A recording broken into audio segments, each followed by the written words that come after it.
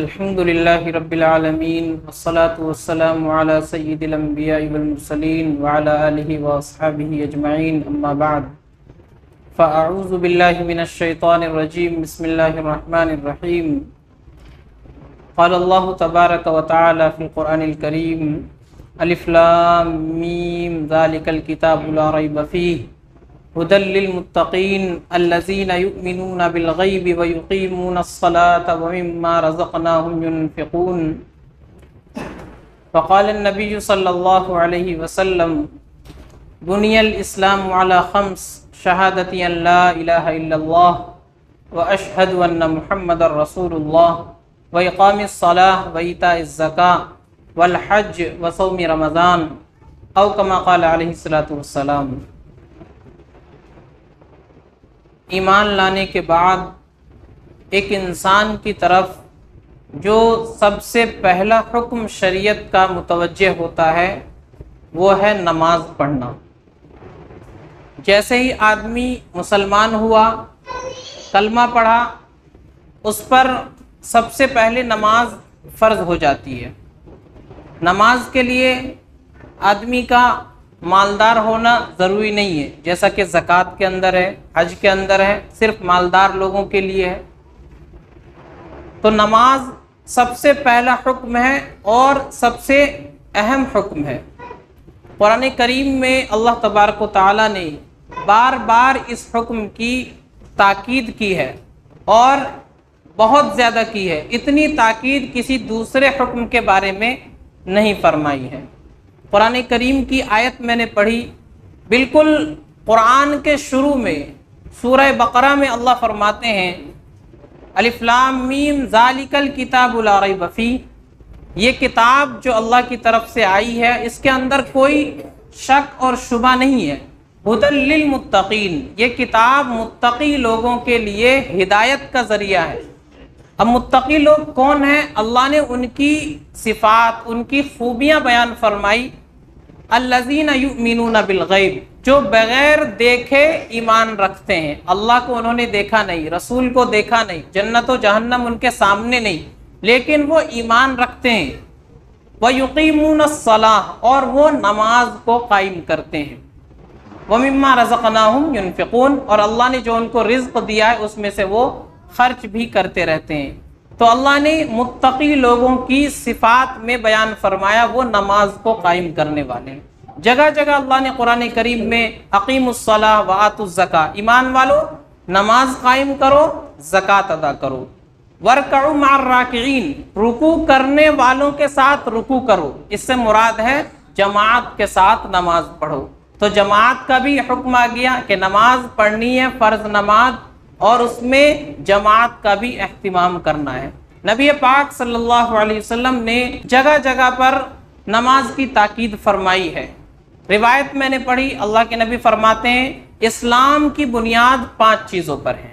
سب سے پہلی چیز ہے اللہ تبارک و تعالیٰ ایک ہیں، عبادت کے لائق ہیں، اس بات کی گواہی دینا ہے، جس کو توحید کہتے ہیں۔ رسول اللہ صلی اللہ علیہ وسلم کی رسالت کی گواہی دینا کہ آپ اللہ کے سچے اور آخری رسول ہیں، یہ پہلی چیز ہے۔ ان دونوں چیزوں کی شہادت دینا۔ دوسری چیز ہے نماز قائم کرنا، تیسری چیز ہے زکوٰۃ دینا، چوتھی چیز ہے حج کرنا، اور 5ویں چیز ہے رمضان المبارک کے روزے رکھنا۔ تو یہ 5 چیزیں ہیں جن پر اسلام کی بنیاد ہے۔ تو نماز یہ بھی اسلام کی بنیادوں میں سے ایک بنیاد ہے۔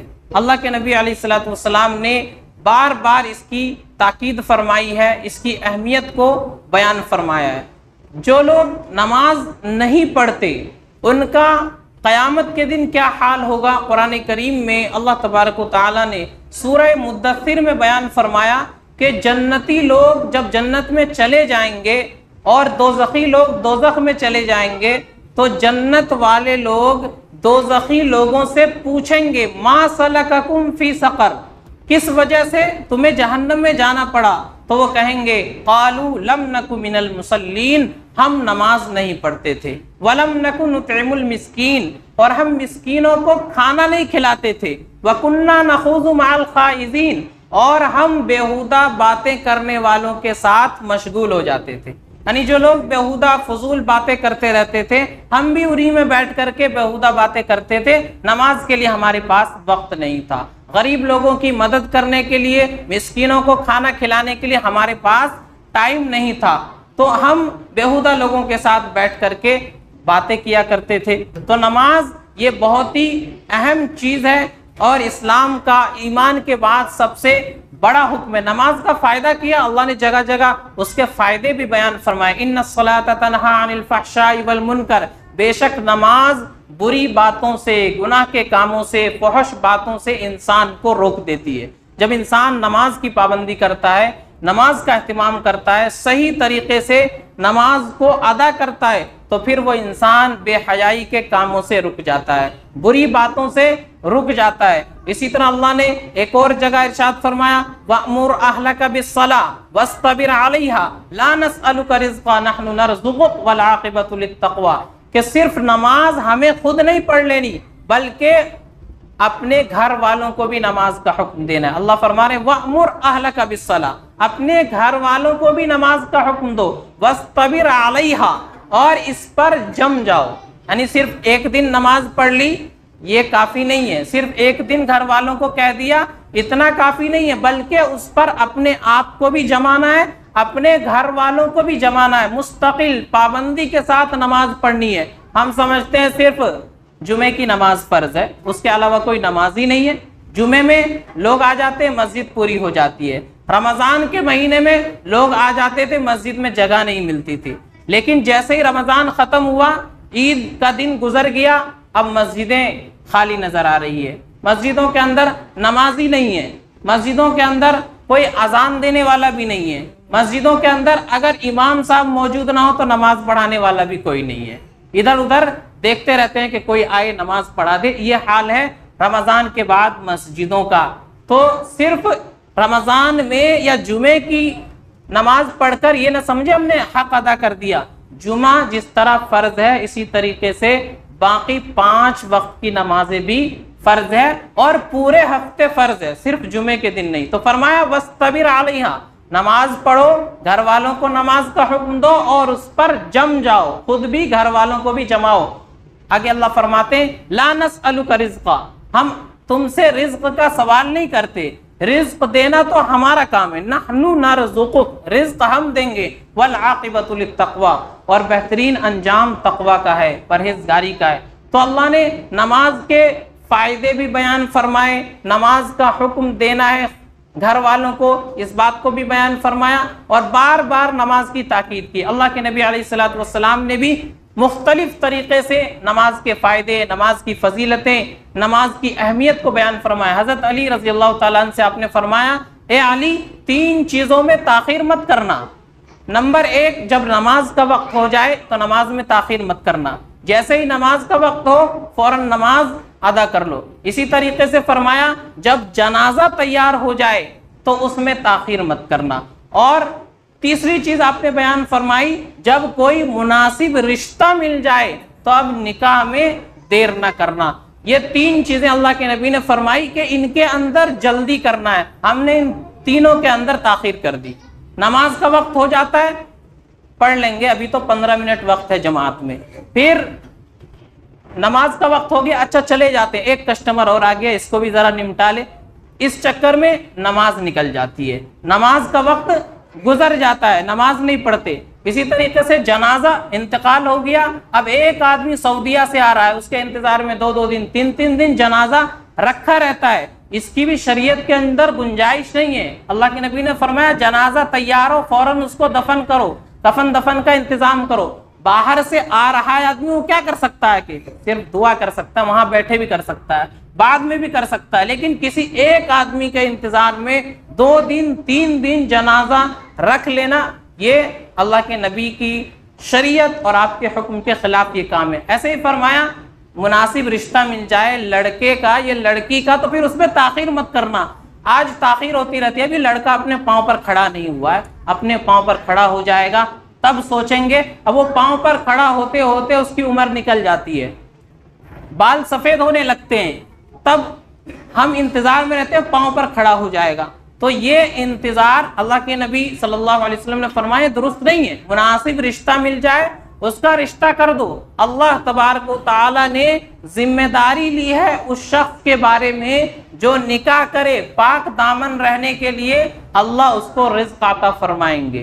جو آدمی اپنی عزت کی حفاظت کے لیے گناہوں سے بچنے کے لیے پاک دامن رہنے کے لیے نکاح کرتا ہے اللہ تعالیٰ اس کے لیے رزق کے انتظام کا وعدہ فرماتے ہیں کہ ہم اس کو رزق عطا فرمائیں گے.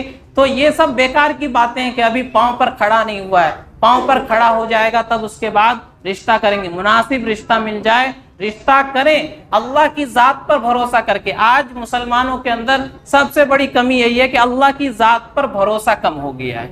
اللہ تبارک و تعالیٰ جب وعدہ فرما رہے رزق دینا ہمارا کام ہے تو ہم کیوں گھبرا رہے ہیں.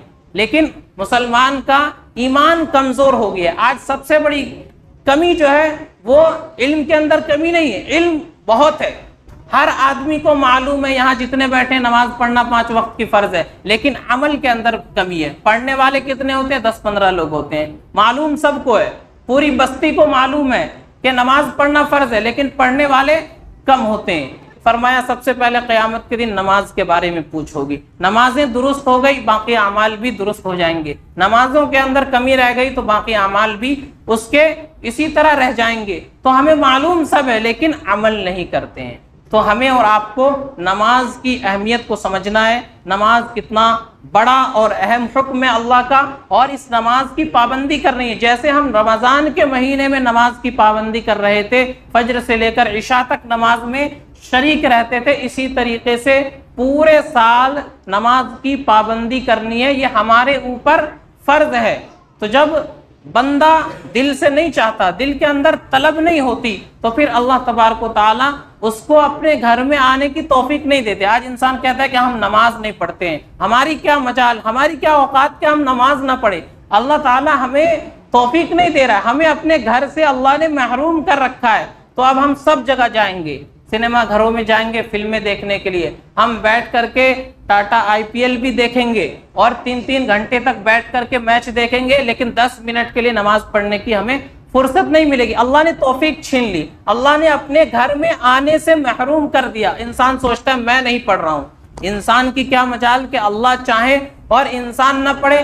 انسان نے قدر نہیں کی اللہ کے حکم کی تو اللہ نے اس کو اپنے گھر سے محروم کر دیا. اب اس کے لیے سارے دروازے کھلے ہوئے ہیں, لیکن اللہ کے گھر کا دروازہ اس کے لیے بند ہو گیا ہے. تو ہمیں اور آپ کو نماز کی پابندی کرنی ہے. جس طرح ماشاء اللہ الحمدللہ ہم رمضان میں نماز کی پابندی کر رہے تھے, تو اسی طریقے سے ہمیں پورے سال نماز کی پابندی کرنی ہے. نماز آدمی پڑھنا چاہے تو کوئی مشکل کام نہیں ہے. اللہ کے نبی صلی اللہ علیہ وسلم نے نماز کا کتنا اہتمام کیا. آپ کا آخری وقت ہے, سخت بیمار ہیں, آپ خود چل کر مسجد تک نہیں آ سکتے, 2 صحابہ کے سہارے آپ مسجد تک آئے ہیں, یہ بتانے کے لیے امت کو کہ جب تمہارا نبی جو معصوم ہے اور جس پر کوئی گناہ نہیں ہے, وہ بخشایا ہے, تمام نبیوں کا سردار ہے, جب وہ نماز کی اتنی پابندی کر رہا ہے تو تمہیں نماز کی کتنی پابندی کرنی چاہیے. تو یہ بتانے کے لیے اللہ کے نبی نے آخر وقت میں بھی 2 صحابہ کے سہارے سے